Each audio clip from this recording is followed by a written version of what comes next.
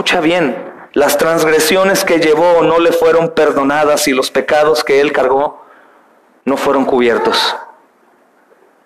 Los pecados que Jesús llevó ahí no le fueron perdonados y la transgresión que él cargó no le fue cubierta.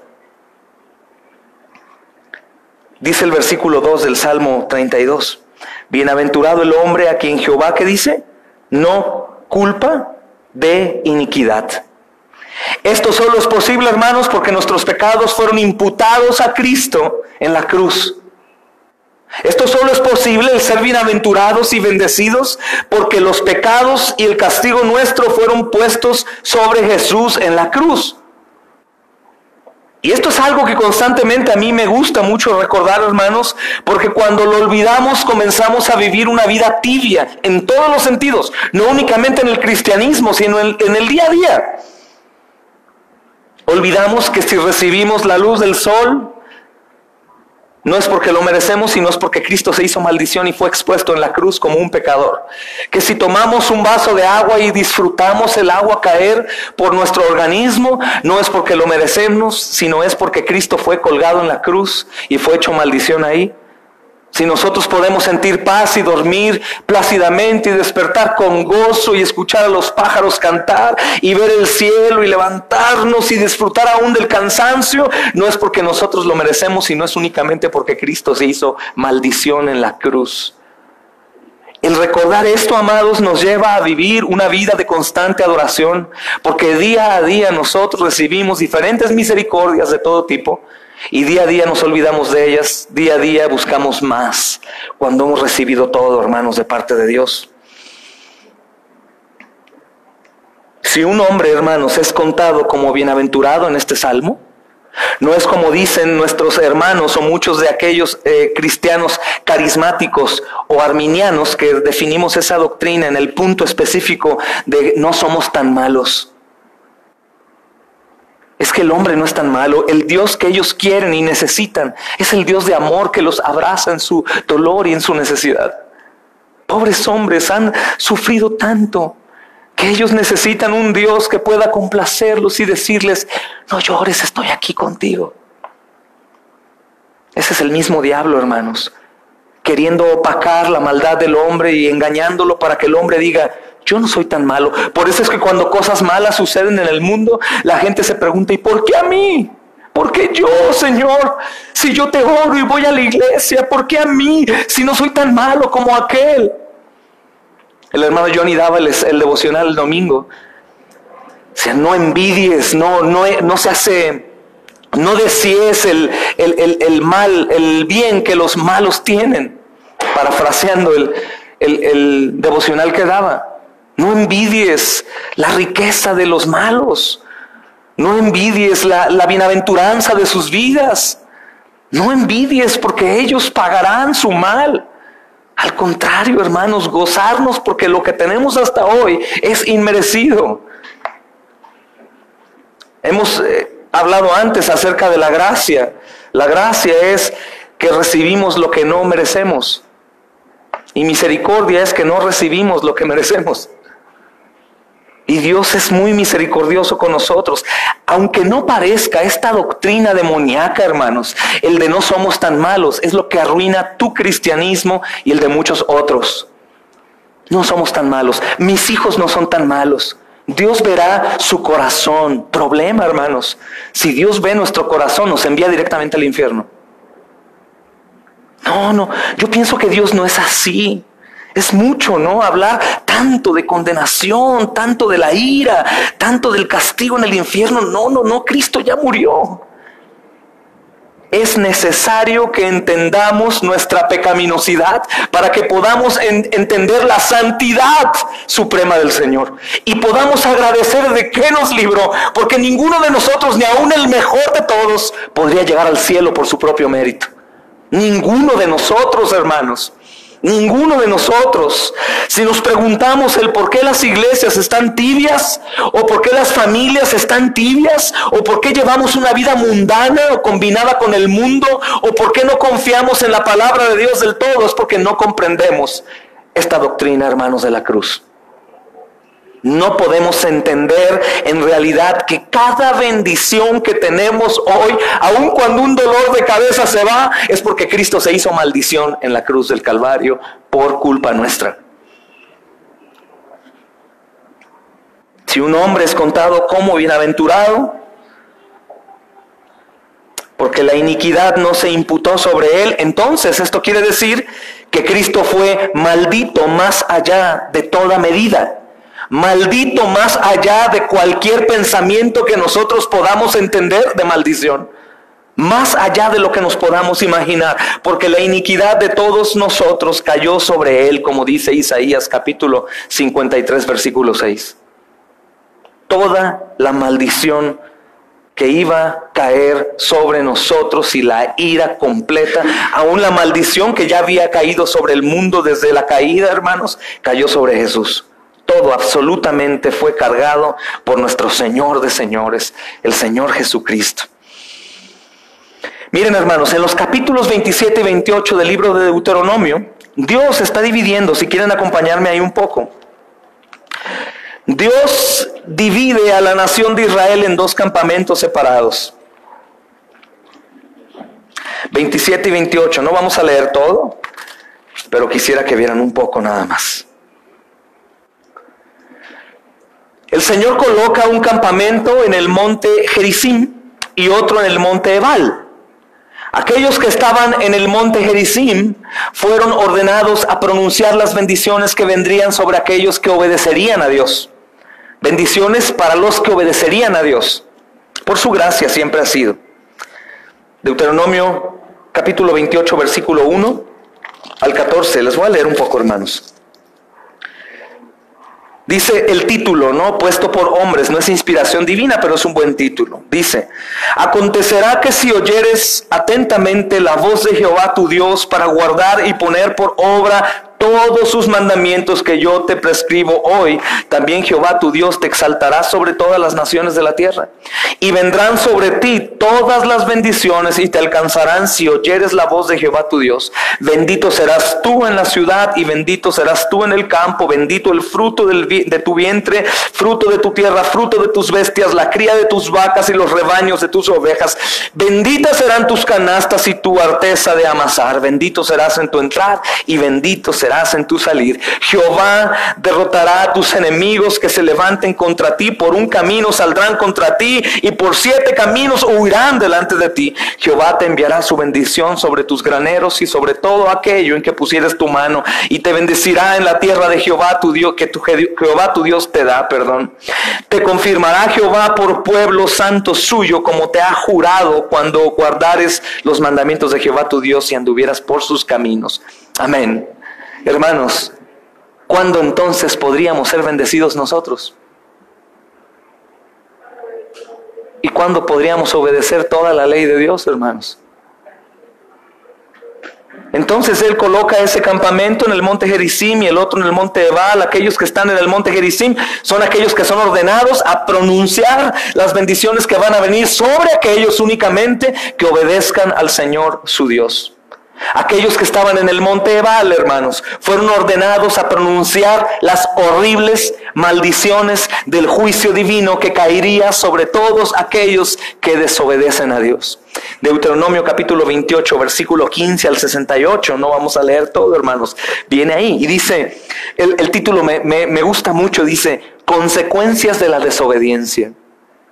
Pero acontecerá que si no oyeres la voz de Jehová tu Dios para procurar cumplir todos sus mandamientos y sus estatutos que yo te intimo hoy, que vendrán sobre ti todas estas maldiciones y te alcanzarán. Fíjate lo que dice Dios, hermano. Maldito serás tú en la ciudad y maldito en el campo. Maldito tu canasta, maldita tu arteza de amasar. Maldito el fruto de tu vientre y tu fruto de tu tierra, la cría de tus vacas y de los rebaños de tus ovejas. Maldito serás tú en entrar y maldito serás tú al salir. Y maldito, y maldito, y maldito, y maldito, y maldito.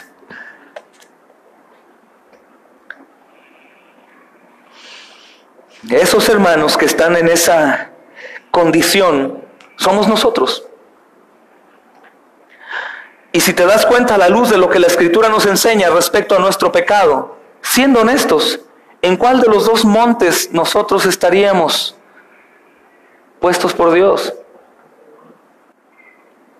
El problema en la doctrina carismática o arminiana o semipelagiana, como te había dicho, es que precisamente ellos se colocan en el lado de la bendición como si merecieran. O como si únicamente Cristo fuera un puente, literalmente, para poder pasar a la zona de bendición. Pero lo que sucede, eso es bueno, pero lo que sucede es que ignoran qué fue lo que Cristo tuvo que hacer para que tú y yo fuéramos bendecidos. Y al ignorar eso, viven bajo una vida de sueño, de un espejismo, de que ellos merecen cada bendición de Dios, descrita en la Escritura. Y cuando algo malo sucede, pues no saben ni en dónde meter su cabeza. ¿Por qué me hiciste eso, Dios? Algunos ya han escuchado alguna declaración de un apóstata de apóstatas de hoy en día, Cash Luna, que dijo en una de sus entrevistas que le hicieron: Dios me falló. Dios me dijo que me iba a bendecir y no me bendijo, no me dio, pero me pidió perdón. Y me dijo, ahora confiaré en ti, Cachito. Eso es demoníaco, hermanos. No hay otra cosa más para denominar esa mentalidad tan loca, hermanos. Demoníaco, completamente. Y si nos damos cuenta, hermanos, a la luz de nuestras obras, si somos honestos, ¿deberían pronunciarse sobre nosotros bendiciones o deberían de pronunciarse sobre nosotros maldiciones divinas? Y me gustaría que cada uno de ustedes hoy explicara sus respuestas a sí mismos en sus mentes. O sea, si en realidad hablamos de obediencia, ¿qué tanta es mi obediencia hacia con Dios? Comenzando, hermanos, por el primer mandamiento. ¿En realidad amamos a Dios sobre todas las cosas durante todo el tiempo? ¿No tenemos dioses ajenos delante de Él? ¿En realidad procuramos más, hermanos, el amarlo, el obedecerlo, el hacer su voluntad que la nuestra? ¿Es realidad eso? ¿No es una mentira que aún es sobre mentira? ¿Mentira sobre mentira? Confiamos ciegamente, nos caemos de espaldas en sus brazos, creemos que en medio de una tribulación, cuando Él dice que confiemos, que no temamos, que perseveremos, y no lo hacemos. En realidad, hermanos, nosotros hoy mismo podríamos confesar delante del Señor y decirle: Padre, la realidad es que nosotros merecemos maldiciones divinas y no bendiciones. Deuteronomio capítulo 29, hermanos, el versículo 20 y 21, ese sí lo puedo leer completo.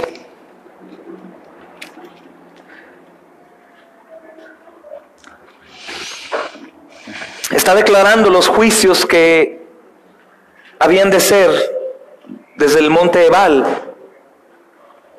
que fueron declarados ahí.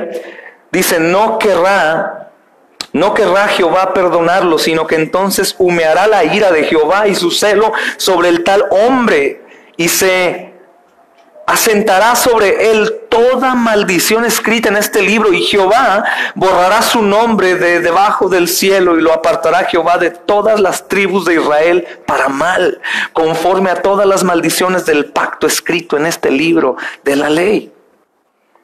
De acuerdo con este pasaje, hermanos, ¿qué declara Dios en contra de cualquiera que desobedezca a su ley y rompe el pacto con Dios? Destitución, ira divina sobre él. Cualquier mandamiento al que nosotros faltemos nos hace faltar a toda la ley. Completamente. ¿Cómo es que el sufrimiento y la muerte de Cristo entonces en el Calvario nos salva de este juicio, hermanos? ¿Cómo es entonces que el sufrimiento y la muerte de Cristo en el Calvario nos salva de este juicio? Si algunos de nosotros en realidad hemos recibido gracia para ver nuestra condición y ver que hay maldad en nosotros, hermanos, que hay maldad en nuestros hijos por desobediencia, por rebelión, que hay maldad en nuestra familia, en nuestros vecinos, en nuestros hermanos y aún en la persona que manifiesta la virtud más hermosa que pueda ser en una persona, la moralidad más perfecta ante los ojos del hombre. Cuando entendemos, hermanos, que en realidad nosotros, delante de los ojos de Dios, no somos nada agradables, hermanos, pues fuimos destituidos de Él mismo. Ahí puedo entender cómo es que el sufrimiento y la muerte de Cristo en el Calvario nos salva de todo este juicio. Nos salva por completo de todo juicio, hermanos. En el Calvario, el Mesías fue apartado para mal. En el Calvario, hermanos, Él recibió toda la maldición escrita en el libro de la ley y todo esto cayó sobre Él sin excepción. Aunque Cristo le correspondían todas las bendiciones, pues Él era el perfecto, el obediente, el que nunca hizo mal, que jamás se ha hallado iniquidad ni se hallará iniquidad en Él. Estas bendiciones que eran para el monte de Gerizim, fue desde el monte Ebal que su propio Padre lo fulminó. Lo fulminó. Mientras Él colgaba del madero en el Calvario, cuando decimos colgaba, literalmente colgaba, sus manos estaban sosteniendo todo el peso de su cuerpo y solo las puntas de sus dedos estaban ahí. Eso es espantoso. Mas sin embargo, eso no es lo terrible. Lo terrible es la ira de Dios y la maldición que era para todos nosotros fue sobre Él con toda la potencia y fuerza y sin piedad. Sin piedad. Por completo, hermanos. Él fue maldito como un hombre. Fue maldito como aquel que deshonra a su padre y a su madre, como quien miente, como quien es hipócrita, como quien desobedece. Él fue maldito como aquel que pervirtió el derecho del extranjero, como dice la Escritura, o el del huérfano o el de la viuda. Fue maldito como aquel culpable de cualquier forma de inmoralidad y de perversión. Fue maldito, hermanos, como un ladrón, como un violador, como un asesino, como el peor de los miserables, como aquel que hiere a su prójimo, aquel que mata a un hijo o mata a un padre. Él fue maldito como aquel abusador de niños, hermanos. Imagina eso. Como un secuestrador, como un descuartizador, como el peor de los sicarios, como el peor de los ladrones. Él fue maldito, hermanos, como el peor hombre aún que no podamos imaginarnos. Fue aquel culpable de todas las formas de inmoralidad y de perversión. Es como aquel que hiere a uno de sus hijos sin piedad. Él fue maldito como el que no confirma las palabras de la ley para hacerlas, hermanos. Es maldito, como dice Deuteronomio capítulo 27, versículo 15 al 26. Ese sí lo voy a leer todo con ustedes, hermanos. 27:15. Dice: maldito el hombre que hiciere escultura o imagen de fundición, abominación a Jehová, obra de mano de artífice, y la pusiera en lo oculto. Y todo el pueblo responderá y dirá: amén, maldito sea ese hombre. Así fue con Jesús. Maldito el que deshonre a su padre o a su madre, y dirá todo el pueblo: amén, maldito sea. Maldito el que redujere el límite de su prójimo, y dirá todo el pueblo: amén. Maldito el que hiciere errar al ciego en el camino, y dirá todo el pueblo: amén. Maldito el que pervierte el derecho del extranjero, del huérfano, de la viuda, y todo el pueblo dirá: amén. Maldito el que se acostare con la mujer de su padre, por cuanto descubrió el regazo de su padre, y todo el pueblo dirá: amén, maldito. Maldito el que se ayuntare con cualquier bestia, y dirá todo el pueblo: amén. ¿Sí entiendes eso, hermano? Así fue Jesús, maldito por los peores pecados que el hombre pueda cometer. Maldito fue Jesús, hermanos, castigado por su propio Padre, objeto de burla. Dice el versículo 22: maldito el que se acostare con su hermana, hija o padre o hija de su madre, y dirá todo el pueblo: amén. Maldito el que se acostare con su suegra, y dirá todo el pueblo: amén. Maldito el que hiere a su prójimo ocultamente, y dirá todo el pueblo: amén. Maldito el que recibiere soborno para quitar la vida de un inocente, y dirá todo el pueblo: amén. Maldito el que no confirmare las palabras de esta ley para hacerlas, y dirá todo el pueblo: amén. Y tú dirás: ¿pero por qué? ¿Por qué Jesús entonces? Porque Jesús cargó el pecado de todos los suyos. Si alguno de nosotros hubiera cometido alguno de estos pecados y merecíamos la maldición, Jesucristo tomó nuestro lugar, hermanos. Para que un asesino, un violador, un fornicario, un adúltero, un drogadicto, un borracho, un mentiroso, un hipócrita, un penitenciero, un violento, un asesino, lo que sea, pudiera ser perdonado por la sangre de Jesús. ¿Por qué? Porque Jesucristo pagó en su lugar.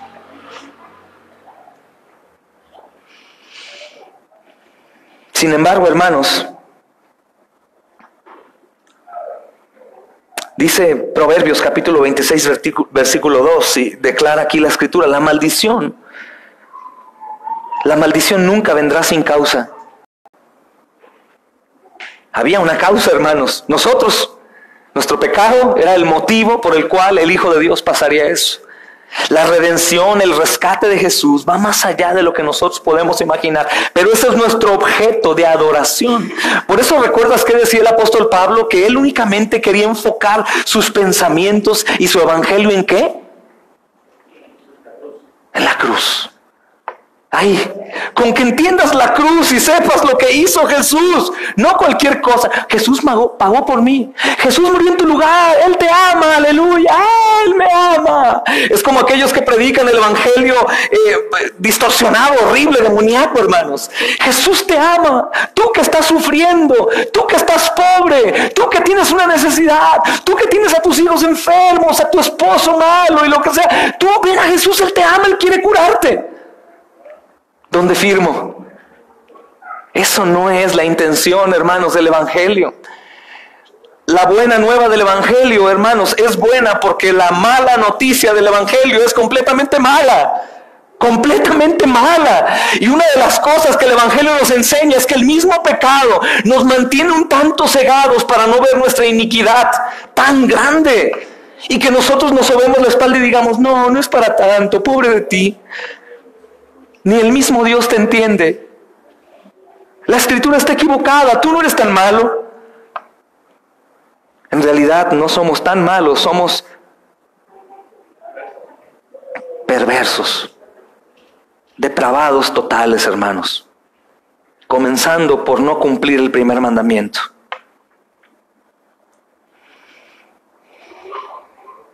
Entonces la maldición nunca vendrá sin causa. No fue algo injusto que el Señor hiciera eso. En realidad, que el Señor nos ha salvado, el Señor Jesucristo, hermanos, de algo que no podemos imaginar. Y ni aún, hermanos, estando pienso en el cielo, podremos contemplar.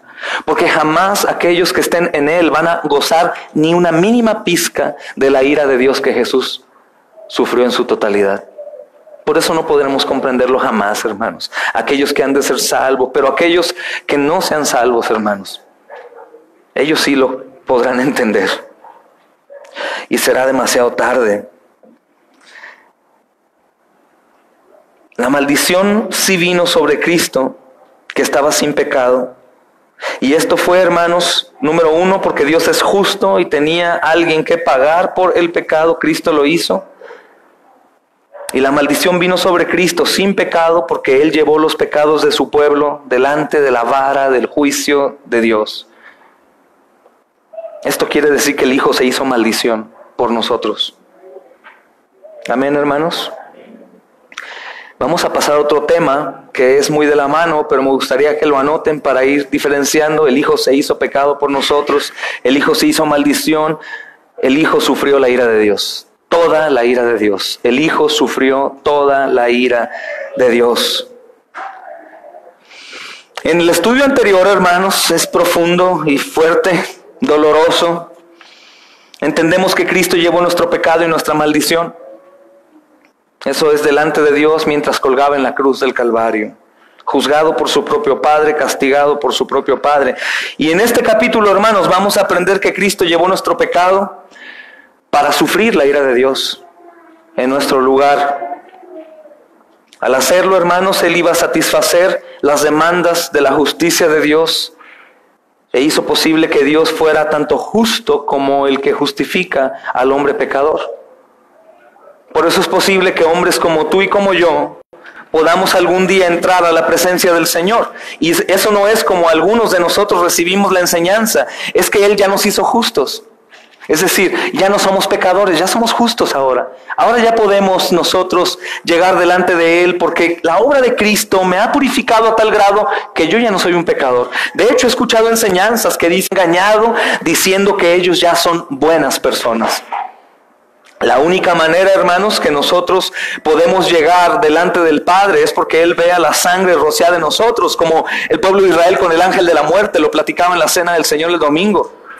que los dinteles de las puertas estaban manchadas de la sangre. Y el Señor no envió al ángel de la muerte a esas casas, no porque la gente adentro estaba orando o porque estaban ellos cantando alabanzas, ni porque una familia estuviera con temor y la otra con duda y la otra estuviera feliz confiando. No era eso, hermanos. Era únicamente por la sangre que estaba en los dinteles de la puerta. No era por lo que había adentro, era por lo que había afuera, hermanos. Aunque el Señor cambia nuestro corazón y pone uno de carne, nuestra humanidad, hermanos, nuestra carne continúa pecando. Continúa haciendo el mal, continúa siendo rebelde, continúa sin entregarse por completo a aquel que nos compró. Y en este capítulo, hermanos, vamos a aprender que el Señor Jesucristo recibe la ira de Dios para que en el momento que estemos delante del Padre, del juez justo y santo, como alguna vez te enseñaba, Él pueda sacar el archivo nuestro, nos lo pase así por un lado y diga: no te preocupes, mi hijo ya pagó todo el castigo por ti, entra al reino. Y que ahí nos postremos y: Señor, gracias, porque aún el último día de nuestra vida, hermanos, cometeremos pecado. Pero Él satisfizo por completo la ira de Dios. Cantamos, ¿verdad? Gracias, Cristo. Satisficiste la ira de Dios. Dejaste por completo al Señor complacido en su justicia. Ahora puedo verte de frente. Ahora puedo pedirte cuando oramos: Padre nuestro. No es porque lo merezcas, no es porque no seas tan malo o porque seas menos malo que los demás. Es solo por Cristo. Y lo mejor, hermanos, que si hubiese entre nosotros algún hombre que llegó a hacer el peor mal de todos, él puede llegar a la presencia de Dios en oración, igual que la persona más buena entre nosotros. Porque es por Cristo, no por la persona. Y cuando nosotros entendemos esto, descansamos. Eso es dejar mis cargas, mi hipocresía y confiar que no es por mí, es por Cristo. Es por Cristo y solo por Cristo que nosotros podemos entrar ahí. Eso nos ayuda a quitar el legalismo también, hermanos, y emprender la obediencia por gracia. ¿Por qué? Porque Cristo cargó el pecado. ¿Cómo voy a yo seguir practicando el pecado que mi Señor Jesucristo lo llevó a la cruz para recibir la ira del Padre? ¿Y cómo yo voy a salpicarme en la sangre porque Él ya la derramó? Cuando invitamos a la obediencia, hermanos, es por dos cosas. Una, primordialmente, es porque el Cordero es digno que su pueblo obedezca. Y la otra, hermanos, es porque la desobediencia refleja que probablemente la persona no sea salva. ¿Y por qué hablamos? Para que se arrepientan y vayan a Jesús como su único rescate. Es algo de mucho cuidado en nuestras mentes torcidas. Debemos de poner en balanza la obediencia, la salvación por gracia, la responsabilidad de la soberanía. Inclinarnos a cualquiera de ellas nos llevan a perdernos. Tenemos que ir en medio. El hermano Paul Washer dice, es ir caminando encima de una navaja con filo que duele, y quieres caer a la gracia y sobreenfatizarla, o quieres caer al legalismo. Tenemos que ir ahí en el dolor, hermanos, de que no podemos continuar pecando, aunque sabemos que siendo un pecadores Cristo murió por nosotros, que no podemos continuar abrazando el pecado, aunque sabemos que el castigo lo abrazó en totalidad el Señor Jesús, que no podemos dejar sin brillar porque el Señor Jesucristo fue opacado por completo ahí por su sangre. No brillaba, de hecho no parecía un hombre. ¿Cómo voy a continuar igual, tibio, indiferente? La gracia actúa de esa manera. La gracia actúa hoy con este mensaje, hermanos, de poder contemplar y entender. Hoy ahora entiendo. Y yo solo que te veía ahí con una herida en tu costado, las rodillas y ensangrentado ahí. Y luego he vuelto a ver en muchos hombres que están practicando el Via Crucis. Y cómo sufren, pobrecitos, mira. O los mártires que matan. He visto sufrimientos. El sufrimiento de Jesús no se compara con ninguno de los sufrimientos que el hombre ha padecido. Número uno, ninguno de los sufrimientos de los hombres es injusto. Número dos, hermanos, el sufrimiento de Jesucristo fue por la ira de Dios sobre él y no por lo que su carne padeció. Es incomparable, eternamente incomparable, hermanos. Al hacerlo, hermanos, Cristo, al llevar la ira de Dios, Él deja satisfecho al Padre por completo. Mira que dice Romanos capítulo 3, versículo 25 y 26.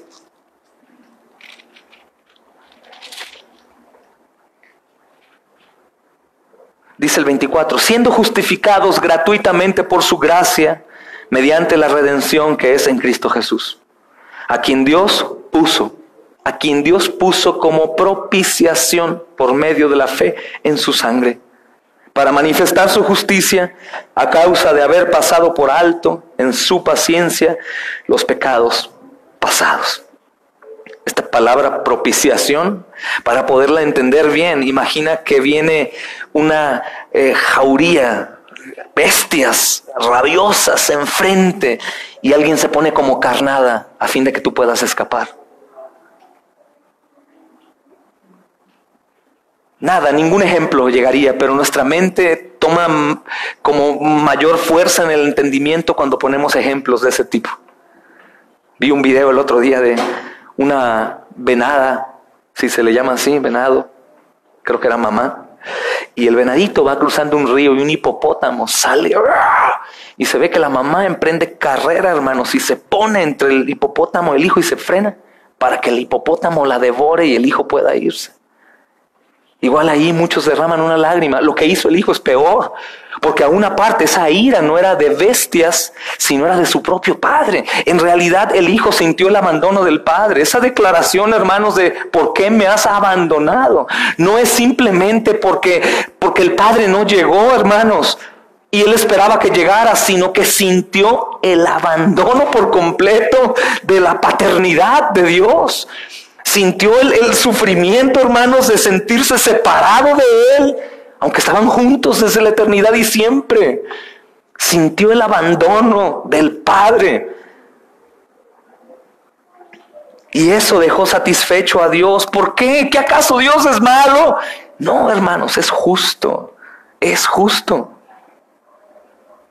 Cristo fue desamparado por Dios. Y esto es algo que también tenemos que entender y predicar, porque el Señor fue desamparado para que nosotros fuéramos amparados. El Señor fue descubierto para que nosotros fuésemos cubiertos. El Señor fue asesinado para que nosotros, hermanos, viviéramos. Un aspecto, hermanos, de la ira de Dios que Cristo sufrió es precisamente, es parte de la ira de Dios. Desamparo o alejamiento de Dios, el Padre. Dios, que es moralmente perfecto y separado de todo mal, abandona a su Hijo ahí, hermanos, porque lo consideró como si fuese el culpable sin serlo. Es imposible para Él deleitarse en el pecado. Es imposible para Dios, hermanos, permanecer en comunión también con aquellos que practican la iniquidad. Es imposible porque Él es santo. Si fuimos destituidos de la gloria de Dios es por el pecado que hay en nosotros, hermanos. Entonces, debido a esto, el pecado del pueblo de Dios se levantó como una gran e impenetrable pared que hacía imposible la comunión con Dios. Y esto es parte de nuestro mensaje del Evangelio en las calles, hermanos, o a la familia o a las personas. Hay una pared impenetrable. De un lado, hermanos, está la ley de Dios, del otro lado está la lama y la pudredumbre de nuestro pecado.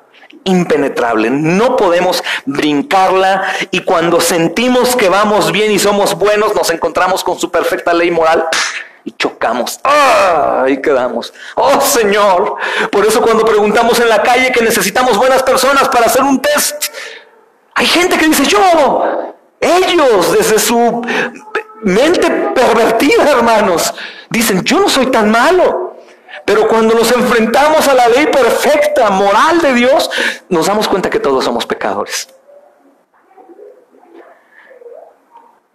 Y si nosotros predicamos otro mensaje que no sea hermanos, de que el hombre es pecador, si nosotros nos dejamos seducir por nuestro propio corazón, con aquellas personas que tienen un problema en su vida, una enfermedad, pobreza, tristeza, abandono, viudez, lo que sea, y nosotros llegamos con ellos, aunque no son cristianos, a decirles, no te preocupes, Dios va a sanarte, Dios va a hacerte hermanos.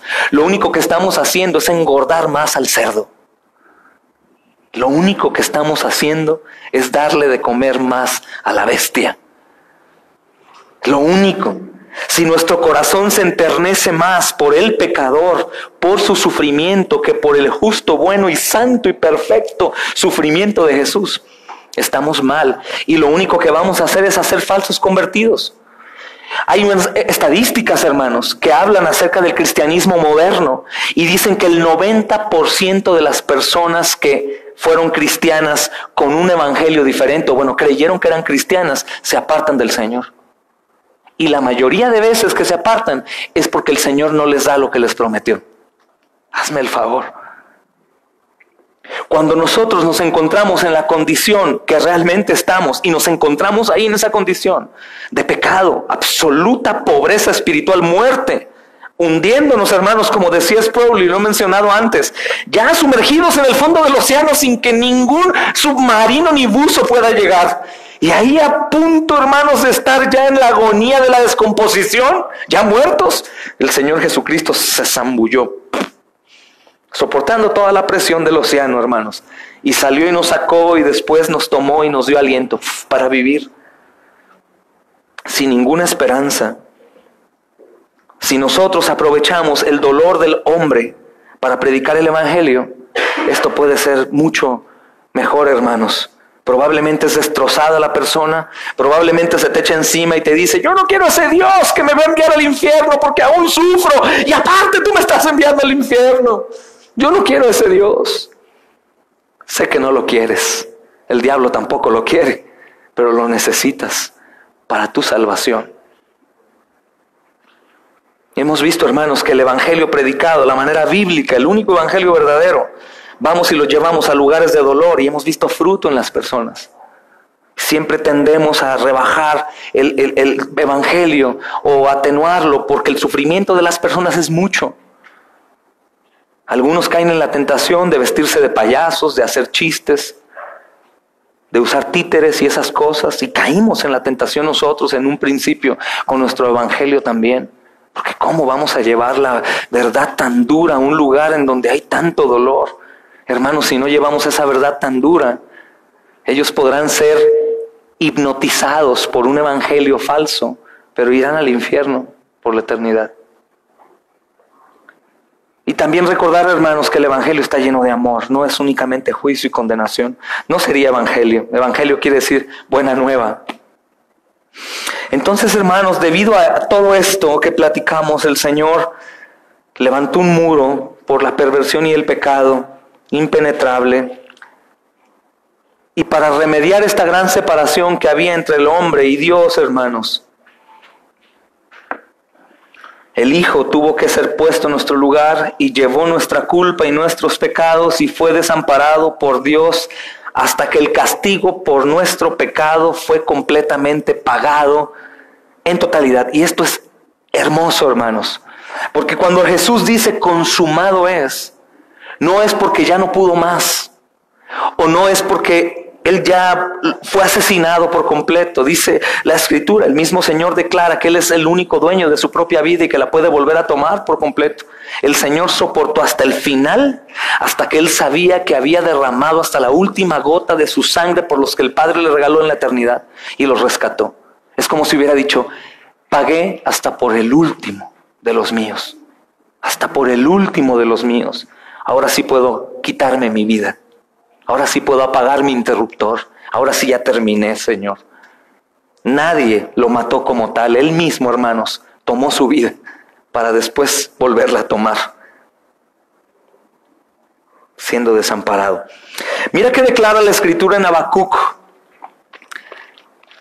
Habacuc, capítulo 1.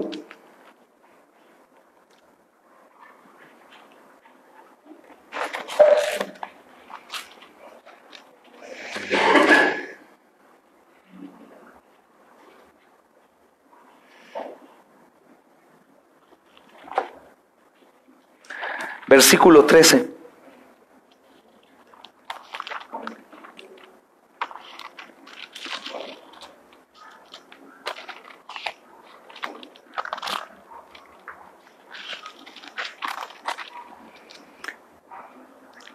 Habacuc capítulo 1, versículo 13. Dice, muy limpio eres de ojos para ver el mal, ni puedes ver el agravio. ¿Por qué ves a los menospreciadores y callas cuando destruye el impío al más justo que él? ¿Son sus ojos muy, qué dicen, hermanos?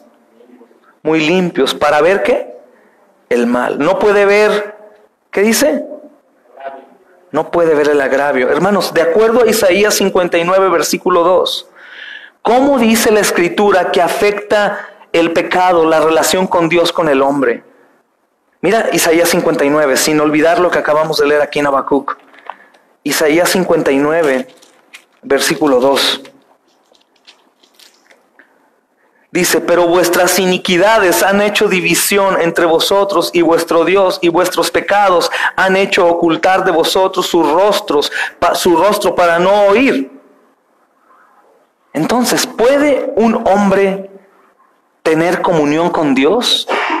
¿Puede un impío ponerse de frente a Dios si la Escritura dice que no puede ni verlos? No, hermanos. El estado continuamente caído del hombre y su miseria no es debido a alguna deficiencia en Dios. ¿Qué quiero decir? Que muchas personas piensan que los hombres están así porque Dios los hizo así. No sé si tú has escuchado lo que yo muchas veces he escuchado cuando evangelizo, que me dicen, pero ¿por qué si Dios es todopoderoso? ¿Por qué Dios hizo así al hombre? Hermanos, es el pecado del hombre el que crea un gran abismo entre él y Dios. No es debido a alguna deficiencia de Dios. Es el pecado del hombre el que crea un gran abismo entre él y Dios. Es el pecado el que construye una pared impenetrable, no Dios. Es el pecado de las personas. Esa misma pared impenetrable, hermanos, contiene ceguera por muerte espiritual. Esa misma pared impenetrable contiene dureza de corazón. Por eso es, hermanos, que cuando hablamos un evangelio diluido, o cuando hablamos nuestro propio consejo psicológico a las personas, dicen, no, a mí no me gusta eso, no me importa mucho. Porque nada puede penetrar ni derribar esa pared, más únicamente el evangelio, que derrumba la pared y después da vida al muerto espiritual, como Lázaro, hermanos, dentro de su tumba. La voz del Señor, el evangelio vivo, penetrando la tumba, levantando al muerto, haciéndolo salir, para que el muerto vaya quitándose sus vendas, ya vivo, y empezar a ver un poco con el terror de su condición. Estaba muerto, estoy en una tumba y ahora estoy vivo, ¿a dónde voy? Es lo que sucede con nosotros cuando escuchamos el evangelio verdadero y de pronto nos dimos cuenta que estábamos muertos espiritualmente, dirigidos al abismo, hermanos, y no entendemos cómo es posible que un Dios tan perfecto, bueno, santo, justo haya pagado por mí. Aún algunos hermanos me han dicho que les da terror estar delante del Padre y que el Padre diga, tú fuiste causa de la muerte de mi hijo. Aún eso lo llevó el Señor Jesús también, hermanos, gloria a Dios. ¿O tú cómo llegarías con el dueño de la hacienda, aquel dueño que envió a su hijo a acomodar las cosas en tu trabajo y de pronto tú le diste muerte y el dueño te habla y dice, no te preocupes, ven a la casa, te quiero ver? ¿Cómo llegarías? ¿Tranquilo? No, ya me perdonó, no hay problema. Voy a ver qué quiere decir. No podríamos creerlo, ¿están de acuerdo, hermanos? No, este hombre me está diciendo mentiras, me va a aniquilar cuando llegue ahí, maté a su hijo. Pero Dios no, hermanos. Dios quedó satisfecho en la muerte de su hijo. Podremos llegar y verlo de frente, ¿saben? Digo, en el contexto, estar cara a cara con él. No creo que soportemos ver su belleza, hermanos. Es el pecado del hombre el que puso esa división. El verdadero culpable de la miseria del hombre, hermanos, ¿saben quién es? El hombre mismo. El hombre mismo. Debido a su enemistad hacia la persona de Dios y su rebelión continua en contra de la ley de Dios. Miren cómo se describe, hermanos, para terminar. ¿Cómo se describe al pecador en Efesios capítulo 2?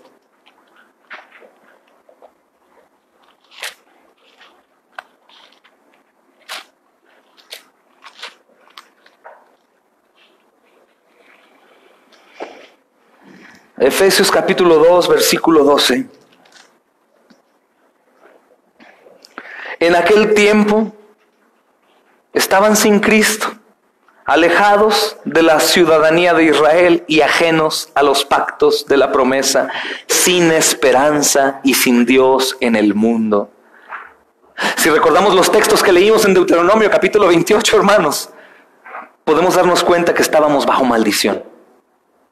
Sin los pactos de la promesa, sin esperanza y sin Dios en el mundo, bajo maldición completamente. Sin Cristo. Esta palabra, sin Cristo, hermanos, de la palabra griega choris. Esta palabra choris que detona la separación e independencia del hombre para con Dios. Separados, independientes. El pecador vive en separación o independencia del dador de toda vida, gozo y paz. Dios ha sido muy bueno, hermanos, con el hombre.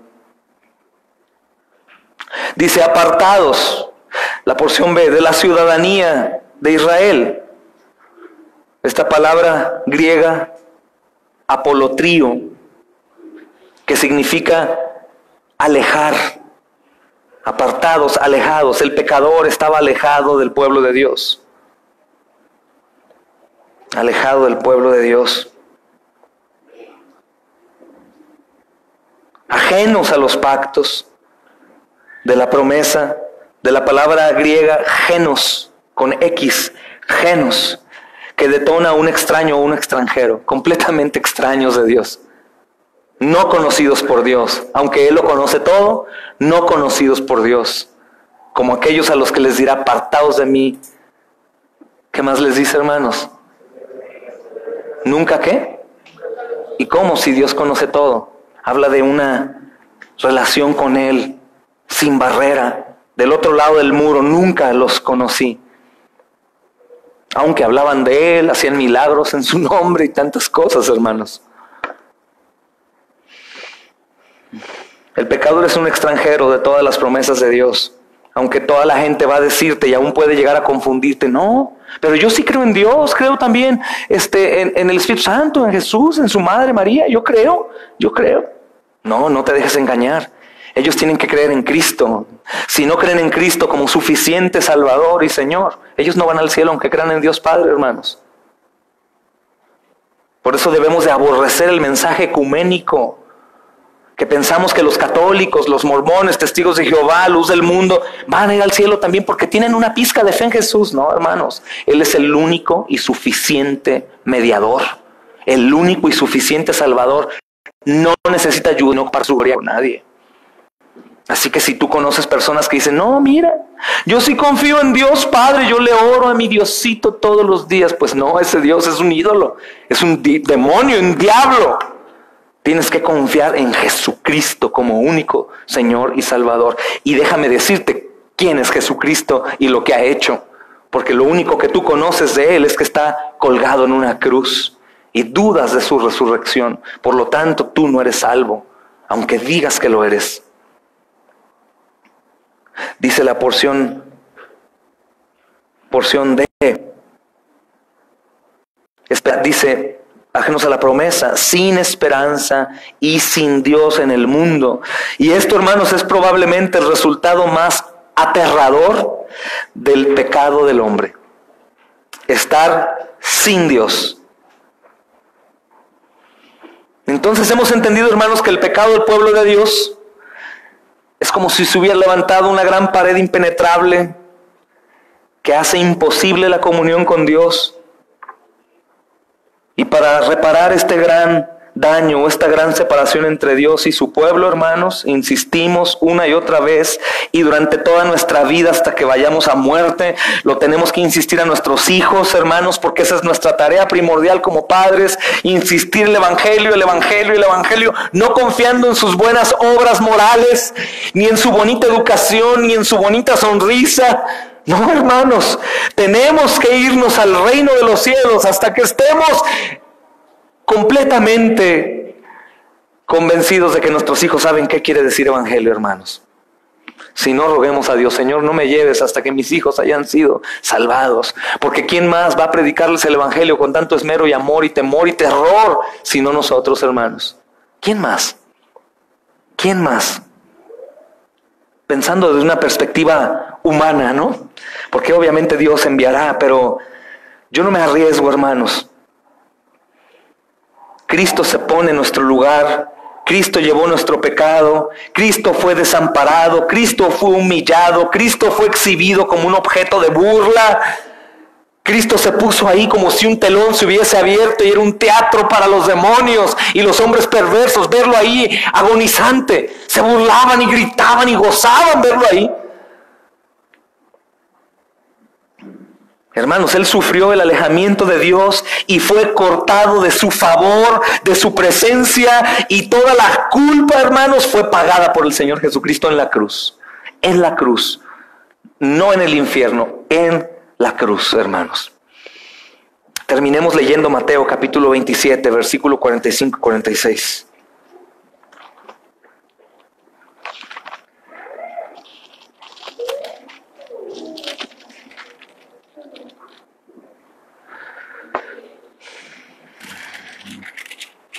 ...27, 45, 46...